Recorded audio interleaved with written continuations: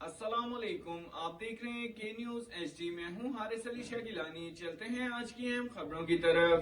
خبروں کا سلسلہ آگے بڑھاتے ہوئے رخ کریں گے دادو کا، جہاں سے رپورٹ کر رہے ہیں ہمارے نمائندے سید سفیر حسین نقوی۔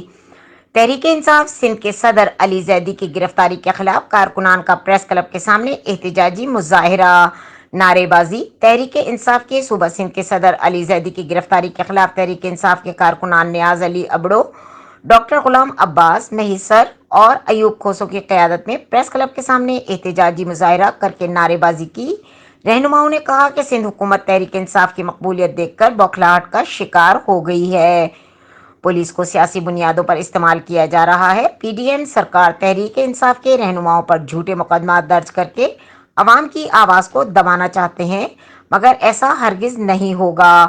انہوں نے کہا کہ پاکستان سیاہ دور سے گزر رہا ہے، موجودہ حکومت مکمل طور پر ناکام ہو چکی ہے، قانون اور آئین کی خلاف ورزی کی جا رہی ہے۔